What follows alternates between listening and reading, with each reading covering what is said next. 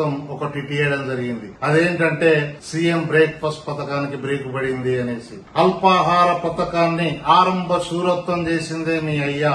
ఎందుకంటే మీరు అబద్దాలకు అంబాసిడర్లుగా మారి అడ్డగోలుగా మాట్లాడడం నేర్చారు. మీ 9.5 సంవత్సరాల పరిపాలనలో ప్రభుత్వ పాఠశాలలో చదివే విద్యార్థుల విద్యను గాని వాళ్ళ ఆకలిని గాని ఏనాడు కూడా పట్టించుకోలేదు. కానీ అసెంబ్లీ ఎన్నికల నోటిఫికేషన్ షెడ్యూల్ కు 3 రోజుల ముందు ఈ యొక్క పథకాన్ని ప్రవేశపెట్టి మొక్కుబడిగా వేళ్లపైన లెక్క పెట్టేటటువంటి స్కూళ్లలో ప్రవేశపెట్టి ఎటువంటి బడ్జెట్ కేటాయింపులు లేకుండా ఎటువంటి మార్గదర్శకాలు లేకుండా నయా పైసా ఖర్చు చేయకుండా ఒకే ఒక లక్ష్యం ఎలక్షన్ లో లబ్ధి చెందాలనే ఉద్దేశంతో ప్రవేశపెట్టినటువంటి ఈ పథకాన్ని ఆరంభ శూరత్వం చేసింది మీ దండుపాలెం బ్యాచ్. అంతేకాకుండా తెలంగాణ ఏర్పడి మీ ప్రభుత్వం ఏర్పాటయ్యేనాటికి ప్రభుత్వ పాఠశాలలో చదివే విద్యార్థుల సంఖ్య 24,85,000 మంది. అంతేగాక మీ ప్రభుత్వం దిగిపోయేసరికి 18,06,000కు పడిపోవడం జరిగింది. ఈ 6,79,000 మంది విద్యార్థుల జీవితాలు ఏమైనాయని ట్వీట్ చేస్తే బాగుంటుందని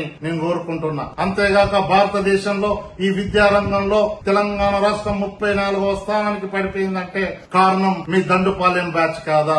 ఈ 9.5 సంవత్సరాల పాలనలో తెలంగాణ రాష్ట్రంలో జరిగినటువంటి విధ్వంసం పైన నువ్వు ట్వీట్ చేస్తే బాగుంటది. అదేవిధంగా మీ దండుపాలెం బ్యాచ్ పైన ట్వీట్ చేస్తే బాగుంటదని మన టిల్లుకు నేను కోరుకుంటున్నాను.